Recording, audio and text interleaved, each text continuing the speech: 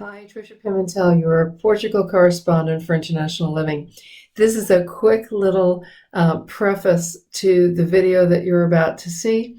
At one point, I say that we spend $1,300 a month for health insurance. Good grief, where do I think I live? Back in Santa Monica?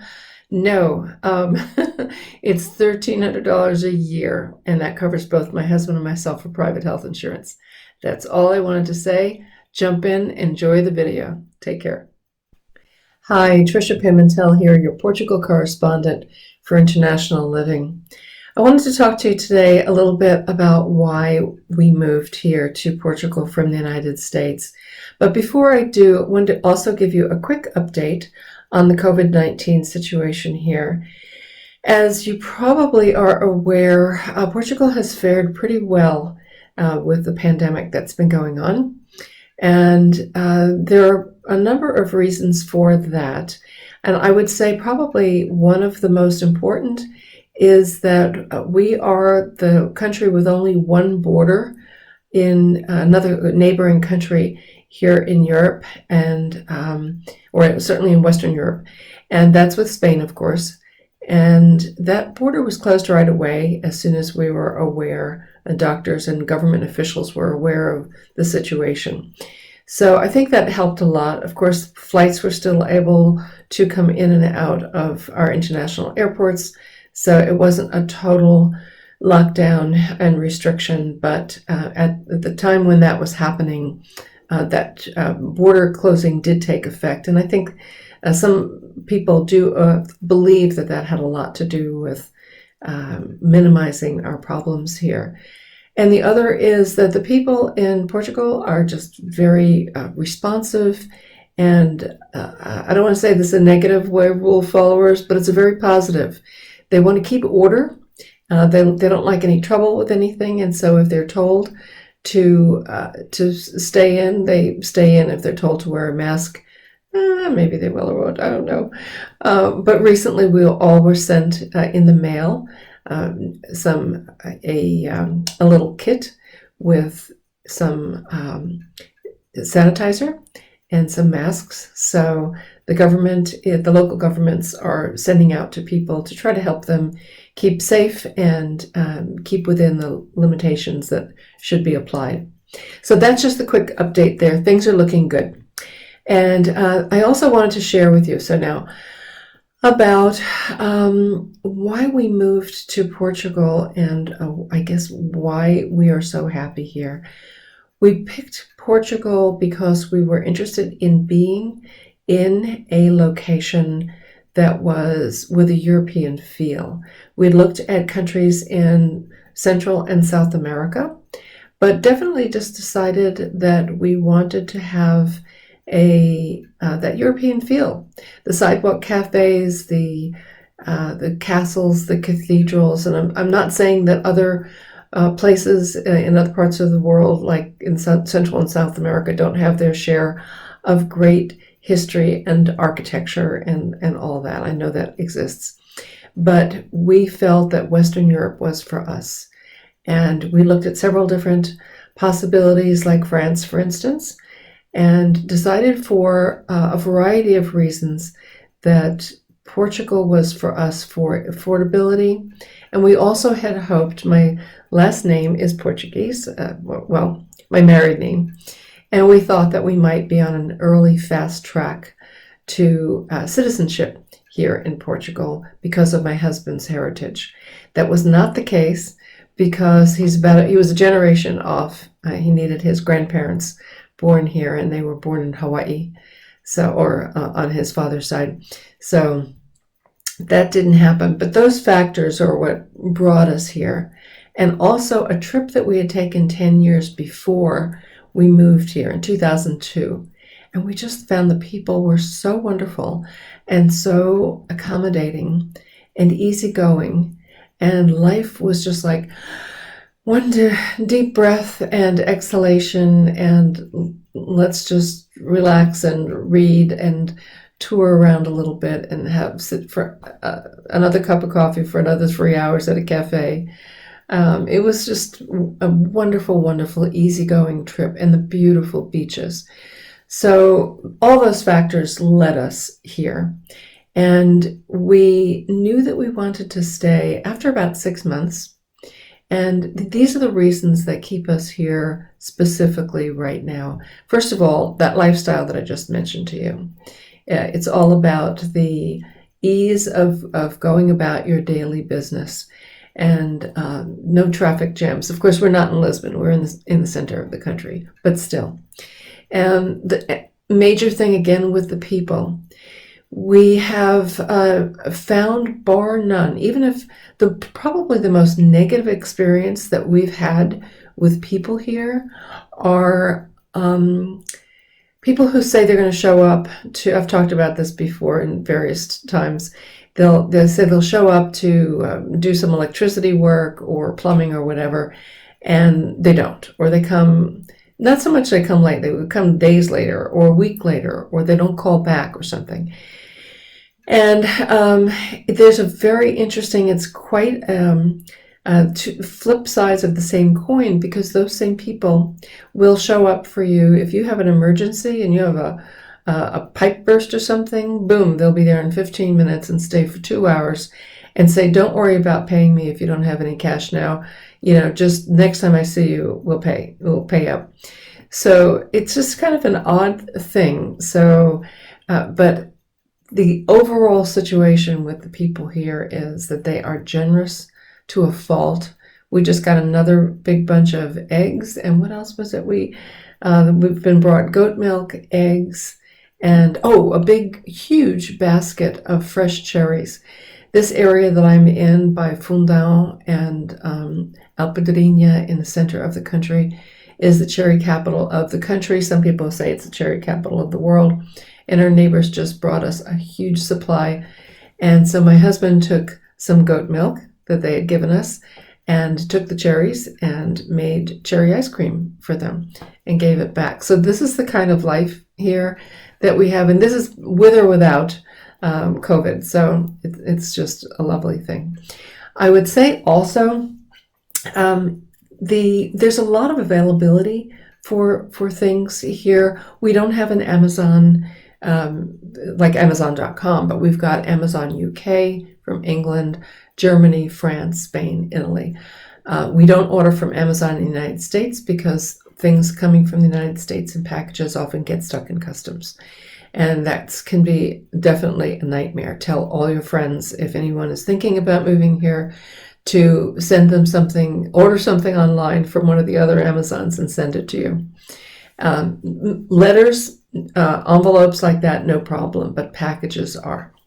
But anyway, you can get what you want here, whether it's in the store or online, as I just mentioned.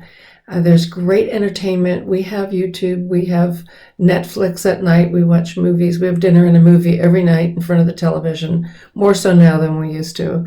But it keeps everything kind of alive and fun and going. And the other thing is the food here. It's, of course, half the coastline, north and border, I should say, north and east part of the country is Spain, but all the rest on the west and the south is the Atlantic Ocean. So that means lots of seafood, lots of fresh fish, and it's an agricultural country, so there's plenty of fruits and vegetables that are homegrown, farm to table kind of thing, farmers markets. So it's very easy here to have a healthy lifestyle and very affordably. This is another thing I've talked about. As soon as we moved here, we found that we were spending 1/3 of what we were doing in the United States. So that was a huge, huge savings. Another point that's really great is the climate. We didn't leave the United States because we were seeking a warmer climate, although we were in ski country outside of Park City, Utah. So, of course, we were used to snow and everything. But of all the places in the United States that we've lived in cold weather, northern New Hampshire was cold and damp. Utah, not so much. That was more that dry kind of cold, and when the sun came out, it was terrific. So even when it was 20 degrees.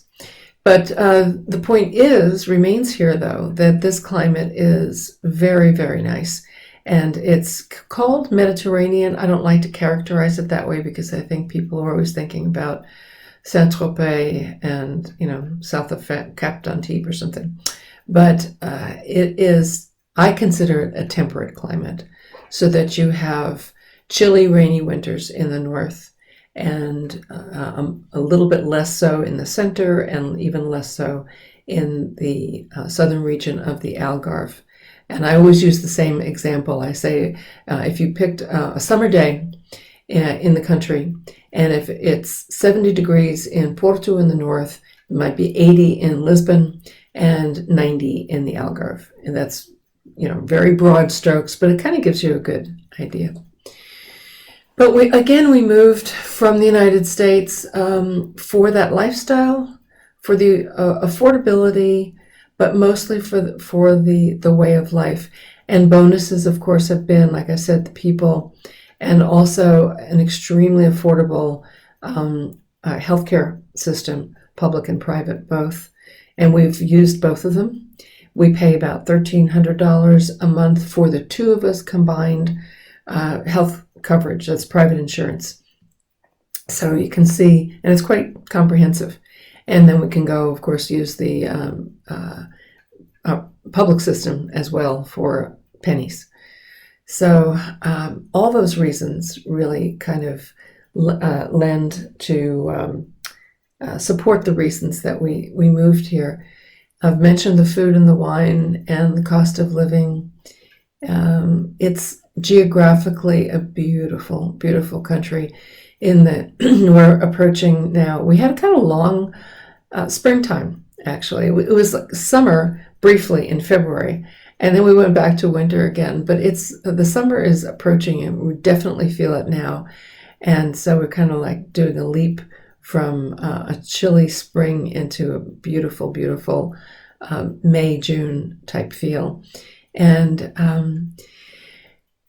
right now, all around us, cherry trees are blooming, as I mentioned. And pretty soon, roses. Oh my goodness, the roses are in bloom. We drove into town today to go to the post office. And the roses are this big around. They're white, red, yellow, pink. Absolutely gorgeous. This is an ideal because of the amount of sun and the climate. It's in the soil. Beautiful roses. So another thing to feel part of your life is just that we all look for is to see the beauty around us, and it's everywhere here. Whether you're in a city like Lisbon or in Porto, or in the middle of the countryside like I am. So I think, I could go on. I had some notes, but I've covered everything. Oh, one more thing. Traveling. We wanted, this is a major reason that we did leave the United States, because we would travel to Europe once every year for no less than 2 weeks, really. 3 weeks was the most, I think, at one point in time. But every time we'd get home, my husband would say, I want to go back to Europe. And I would say, of course, we'll go back. We'll go back next year. We go every year. And he said, no, I want to go back next week.